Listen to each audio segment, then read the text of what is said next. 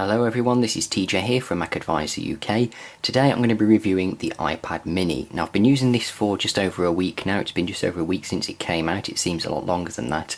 And I've generally overall had a positive experience using this. I didn't think I would like it as much as I did because I'm generally sort of opposed to sort of smaller tablets after using the larger 3rd gen iPad with the Retina display and all the stuff that it comes with. And I've used sort of smaller tablets just sort of when I've been in a store and seen them and used them. They're just kind of small and not something that I would personally go for. But using this, when you pick this up, just how thin and light it is, pretty much similar to the feeling that you get when you use the iPhone 5. I found myself picking up and using this more than my 3rd gen iPad. There are some negatives, and I'll go through some of my experience of using it as I go through the review. So first up, we've got the design. I mean, it looks pretty much as you would expect because it's an iPad. You do have the thinner borders at the side, which is something that was strange to get used to at first, but I actually like the thinner borders, and the software is intelligent enough so that if you put your thumb on the iPad and hold it, it won't sort of launch apps and you can still use the screen with your one thumb on there. So it does have that built into the software, and I actually like the thinner borders. When you compare the 3rd gen iPad to it and you look back at the 3rd gen iPad, it does look sort of outdated compared to this with the thinner borders. So maybe that's something they'll adopt in sort of a next generation iPad. It's pretty much the same though. You've got black on the front, it's slate on the back because this is the black and slate model. And you can see just how fantastic that looks. You've got the nice black Apple logo there and iPad writing. You do get individual buttons on here for the volume up and down rather than a rocker. So you get individual slate buttons and a nice metal button there for the mute. And you get the camera on the back and a camera on the front, which I'll cover in a moment. Now this doesn't have a Retina display, which is one of the downsides, which I'll cover in sort of the negative points. This is 7.2mm thin, it weighs 308 grams, which is 23% thinner than the current iPad and 53% lighter, and that you certainly feel that when you pick it up. I mean, that's one of the things that I think has blown away a lot of people when they've used this and picked it up in a store, just how portable this is. I mean, this quite easily fit into a bag because there's practically nothing to it. It has a 7.9 inch screen, that's like from corner to corner. So it is 0.9 of an inch, so almost an inch larger than 7-inch tablet. It's got a 4.3 aspect ratio. Now some of the tablets have a 16:9 aspect ratio and they look good for things like video, maybe for playing some games and a few other things. This has advantages, I think, for surfing the web. And when you're surfing the web on this, I think you can just see more of the website. Depending on what you're looking for. Also for reading books, I think it's a much better aspect ratio for reading books on. Obviously if you go in and watch a video, let me just go into videos here. I think I've got a video running. I've got Batman Begins here. I'll just tip that to orientate it. You'll see you've got the borders at the top and the bottom to letterbox it. Some people don't like that. It's not a problem for me. I don't mind it. I mean, I don't tend to watch too much video on my iPad, but you do get that, whereas obviously with a tablet that has a 16:9 aspect ratio, you probably wouldn't get that as much, or something that's close to that ratio, you wouldn't get those large borders at the top and the bottom. It's 35% larger than a smaller 7-inch tablet, so that may be an issue for some. If you're looking for something that's ultra small and you don't want that extra size, so it is slightly, sort of over a third larger than a standard 7-inch tablet. The resolution is 1024 by 768, it's the same resolution as the iPad 2, but because it's fitted into a smaller display, it's 163 pixels per inch. Now it's not a bad display, it's nice and bright, it's colourful, it's slightly sharper than the iPad 2, but it's obviously not as good as a Retina display, so if you are using a Retina display you will notice it straight off. If you're not used to using a Retina display, or it's something that you think you can put up with, then it's not bad by any means. Obviously, in my comparison with the 3rd gen iPad, the colours on this don't stand out and aren't as vibrant as on the 3rd gen that has more colour saturation. But it's certainly not a bad display by any means, and I've not had any issues sort of using it. Once I've sort of been using it for sort of 10 or 15 minutes, using different apps, like I've got a news app here that I sort of go into daily and like to read the news on it.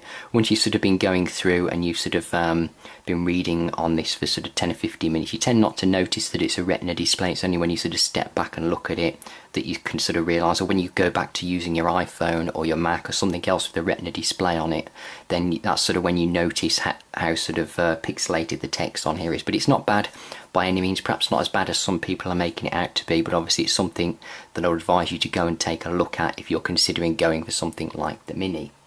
And this features the A5 chip, which has come under a lot of criticism, but this is the cheapest iPad that Apple offer, so I can see reasons why they wouldn't put the latest chip in there. And it's a dual-core 1GHz, which is going to be fine just for navigating through the OS, doing things again like web browsing, listening to your music, playing video, just doing general tasks and using simple apps. That's going to be fine. Anything sort of double that or extra to that would sort of be overkill, really. Obviously, for performance in games, obviously processor would come in handy if it was got extra power. This does have more graphics power when compared to some other 7-inch tablets. This is 2 times faster than the Nvidia Tegra 3, which comes in some of these other tablets, and there's lots of videos out there on YouTube comparing other tablets to this in terms of gaming. And this just has much smoother frame rates and outperforms them quite easily. I've been playing games on this quite a lot. It's something I use my iPad for, gaming.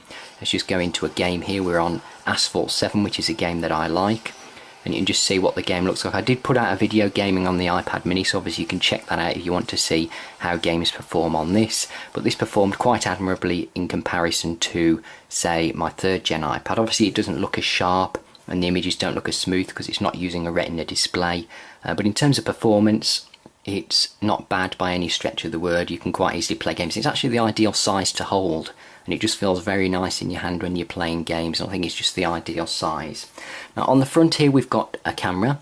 It's a 720p video, and it takes photos at 1.2 megapixels. It has built-in face detection, so obviously if you're taking a photo of yourself or capturing video, then it's got that face detection to focus the camera properly. On the back you've got a 5 megapixel iSight camera, which has got autofocus and face detection again. There's no HDR or panorama mode, so it's just a basic point and shoot camera. If you want those extra features, then you could perhaps go onto the App Store and download an app that will allow you to do that. It shoots 1080p video. You've got video stabilization and face detection again. I will do a video shoot on this, or shoot some video and put that up in another video. This does have the latest and greatest in wireless networking built in, so you've got 802.11a, B, G and N. I suppose most people are using a wireless N router, which is 2.4 and 5 GHz, so it's dual band. It's got Bluetooth 4.0 built in, and if you choose to go for it, you can get the option with 4G LTE built in, so you can have the fastest networking. That will of course use the 3G networks as well, so wherever you go you can be ultra portable. In terms of battery life, you'll get 10 hours of battery life for surfing the web, watching video, listening to music, just general things like that. Obviously if you're playing games a lot, then it will go down a lot quicker, but just for general tasks, 10 hours. If you're using mobile data, you'll get about 9 hours of battery life. So a lot of reviewers have said that I get about 11 hours out of it. I've been getting very long periods of battery life in between charging, more so than my 3rd gen iPad, but then I do tend to play games more on that than I would on this. It does have on the bottom, you've got the smaller lightning connector there, which is obviously there to say subs, and you've got stereo speakers, which are nice addition there, but because it's quite small and the speakers quite close together, it's pretty much the same as a mono speaker. I've had a slight issue with those, which I'll explain in the negatives. And this does have Siri built in. What's the weather tomorrow?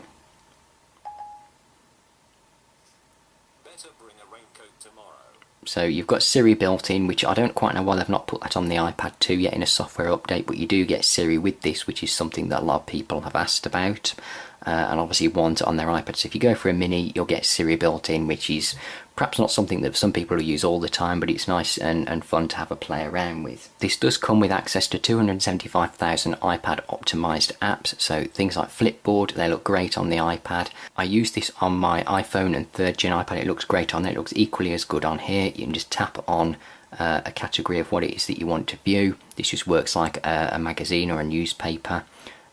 Find a story that you want to read, you just tap on it and up it comes. So it looks great, it works great on here, no problems with it whatsoever. I mean, because the apps on here are designed for the original iPad that runs at the same resolution, this will have no problems running on it at all. The only thing you may notice is some of the controls may be slightly smaller on this compared to other iPads, which again is something I'll cover in the negative points. And obviously, as I showed in my gaming video where I played about 4 different games on it, this is obviously great for games. They're certainly optimized enough to run on here perfectly well. So overall, I've had a good experience using this. I mean, I found it fast, performance-wise. I've tested out games on it, works fine. Just for doing general run-of-the-mill tasks, it's great, no problems with it. I've liked picking this up and using this over my 3rd gen iPad, again because of the size and the weight. It's so light you can pick it up and use it with one hand. You can just hold it with one hand and use it with the other if you need to. It's ideal for using in bed late at night to watch video, read a book. Obviously the screen, you're taking a compromise there if you're coming from a Retina display, so maybe not so good for reading in that sense. But certainly when you're watching video or playing games, you don't notice that it's a Retina display as much. Now in terms of negatives, there are a few. The first one is to do with the back of the iPad.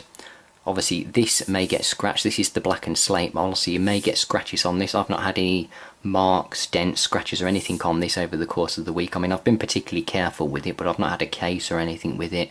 I've been picking it up and putting it down on my desk, and I've had no problems with it whatsoever. So this obviously may scratch more easily than the white one, particularly if you're not particularly careful with it, or you could certainly get a case or something for it. But that may be a deciding factor in which colour to go for. Most people have gone for the white model, I think, because if that scratches, it's not as noticeable, whereas if this scratches off, you'll just see silver underneath. But again, you can get a case for it, or it depends. If you're like me and you're somebody who's careful with it, I mean, I could perhaps own this for a year and it would never get a scratch on it. It just depends on whether you're worried about that getting scratched. So that might be a negative for some people. The other thing as well is the stereo speakers on the bottom, which I did mention in my first impressions videos. When you're holding it to play games, or sometimes if you're watching video, your palm does cover one of the speaker grills.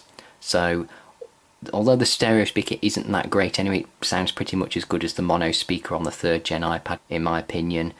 You do sort of cover it up a little bit when you're playing games. I mean, it's not much of a problem. Even when you move your hand away, you can't tell much difference, but it's just a small negative that I thought I would mention.